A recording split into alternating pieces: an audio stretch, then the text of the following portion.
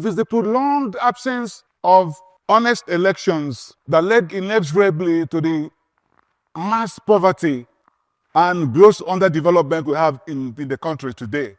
Because if the people had been exercising the power of honest vote since 1960, when we had independence till date, Nigeria in 2025 would have developed into a first world nation by all standards and in all ramifications. We would have been like Europe.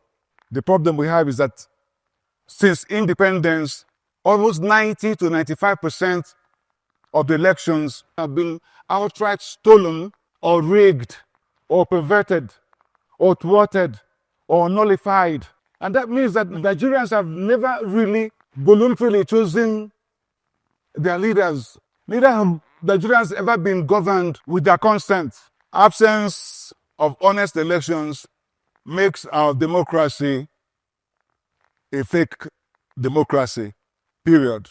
In Nigeria, the simple and painful reason why elections have been rigged all the time is that those people who have been vested with the power of appointing the electoral officers have by themselves been contestants, either by themselves or their political parties or their preferred candidates. They have been contestants in the same elections in which they appointed those who are conducting the elections. And so permit me to inform you that although it is very, very important to make bimodal voter accreditation system and electronic transmission of results via IREV all legally mandatory in the conduct of our elections in Nigeria. But I'm sorry to disappoint you that BVAS and IREV cannot solve the problem of electoral rigging in Nigeria without the neutrality and impartiality of the electoral bodies. Because those systems are vulnerable to manipulation. All those who direct, plan, superintend election rigging in Nigeria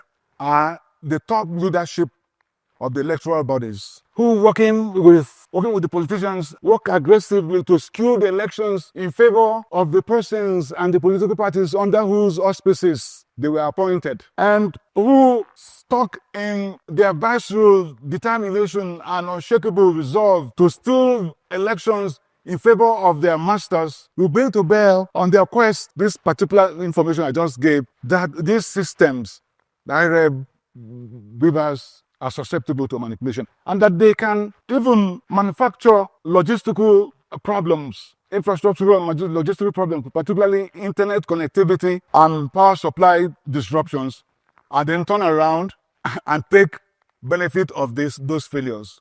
That they can manipulate the back-end data. They can do that. And that they can engineer system dysfunction and malfunction and exploit the resulting glitches. Or that they can even decide not to transmit the elections, whatever you say in the law, because it's always a do or die game for them. They can decide not to transmit the result electronically or delay it until it is useless. All the point we're making is that VIVAS and IREB cannot help much with election integrity without the integrity of the electoral bodies. And you and I know that the existing electoral bodies today in Nigeria, at the federal, at the state levels, they are not working for honest elections. They are rigging elections in collusion with us politicians for the benefit of those who appointed them. And therefore, the only way to ensure impartial, neutral, honest, transparent, free and fair conduct of elections in Nigeria is to devise a means by which the electoral personnel, these electoral bodies and personnel, by which they are appointed independently of us politicians, especially the president and the governors. I'll say it again, that we must find a way to make sure that the president and the governors do not influence or direct the appointment of electoral officers.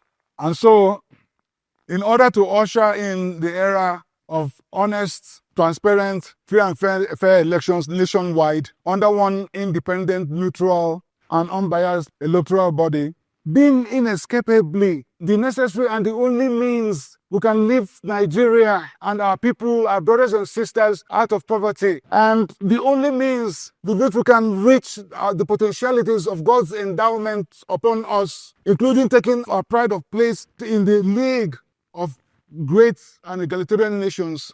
I do move a motion for constitutional amendment to provide for the establishment of a new, truly and literally independent National Electoral Commission charged with the conduct of all elections and for all elected offices. And that the new INEC be composed and constituted by 13 commissioners. 6 of the commissioners will be elected by the underlisted 6 Nigerian labor and professional organizations, and 6 commissioners will be nominated by the United Nations from across the world, and 1 commissioner observer will be nominated by Transparency International. That, I propose, will be our new INEC, for the first time appointed without the influence of us politicians. Of course, the new INEC will have the power to hire, to elect, and to remove their chairman, and to hire and fire all staff, including the chief executive officer. The election of 6 commissioners by the underlisted 6 Nigerian labor and professional organizations is arranged on a concurrent, corresponding, alphabetical order. That is to say that the Academic Staff Union of Nigerian Polytechnics will elect 1 commissioner out of its members from the Northeast Geopolitical Zone. And the Academic Staff Union of Universities will elect 1 commissioner out of its members from the North Central Geopolitical Zone. That the Institute of Chartered Accountants will elect 1 commissioner out of its members from the Northwest Geopolitical Zone. That the Nigeria Bar Association will elect 1 commissioner out of its members from the Southeast Geopolitical Zone. That the Nigerian Medical Association will elect 1 commissioner out of its members from the Southwest Geopolitical Zone. That the Nigerian Union of Journalists will elect 1 commissioner out of its members from the South-South Geopolitical Zone. Politicians and those who have held political offices will not be qualified to be elected to serve in the new INEC. And the United Nations and Transparency International will not nominate a Nigerian or any person indigenous to Nigeria. Their own nominations will come from their staff. And it will be the responsibility of the president at the appropriate time to receive and collect the names and curriculum vitae of the nominees and nominees-elect for transmission to the National Assembly for confirmation. No commissioner-elect or nominated may be rejected except with the concurrent resolutions of the National Assembly, the Senate, and the House of Representatives, by resolutions supported by at least 2/3 majorities of the Senate, all senators, and 2/3 majorities of all honorable members of House of Representatives, and all voting in person in a secret ballot televised in real time. And for the purposes of this exercise, voice vote will not be lawful. I must hasten to add that the establishment of the new INEC will not impede or be a setback to the strides made in the devolution of powers to the state government, because in this instance, power has been taken from the governor on regarding appointments of electoral bodies in the state, and from the president regarding electoral bodies covering other elections, and vested in a neutral body in order to trigger processes in motion for lifting Nigeria out of poverty. Let me clarify immediately that nominations by the United Nations and Transparency International will not in any way violate our sovereignty, because it is Nigeria as the sovereign nation that will make that request to the United Nations. It's Nigeria as a sovereign nation will make that request to the Transparency International. And United Nations and Transparency International would gladly accede to our request, because like all other development institutions and people of goodwill around the world, they rightly regard stealing of elections and rigging of elections as the worst and most destructive corrupt practice.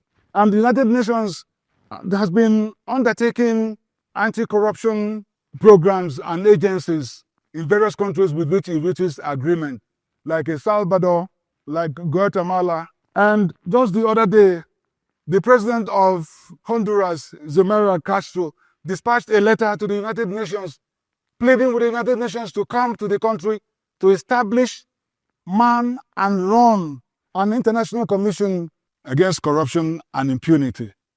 And they've already signed the agreement. They are now in the implementation phase. So they'll gladly make those nominations And they have a vast pool of bureaucrats, of public servants, of anti-corruption experts that they can choose from all over the world, including Africa, in Middle East, in Asia, in the Americas, the Greater Europe, Caribbean nations. They can choose from anywhere because they would love to be part of this liberating effort of Nigeria to emancipate the people out of poverty. I've taken the liberty of preparing the draft bill for the amendment of the Constitution to provide for the establishment of the new INEC. And I'll be making that public, after which it will be submitted to the National Assembly for consideration. So in conclusion, I will urge all of us to remember always that a supermajority of our people, our brothers and sisters, have for far too long been hijacked, kidnapped, and they're buffeted with hunger, disease, illiteracy, squalor and slum dwelling, unemployment and insecurity, all because of misgovernance, principally made possible by stolen elections and rigging of elections and governing without the consent of the people. And so I will ask that all of us should stand up, or everybody in the country should stand up, so we join our hands with our sweat in shooting down these maladies with the strongest arrow in our archery, and with that golden bullet of ours, namely honest elections. And then shall we march triumphantly into the outstretched hands of prosperity and prosperity. God bless Nigeria.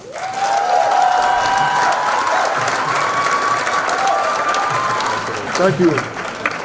Thank you.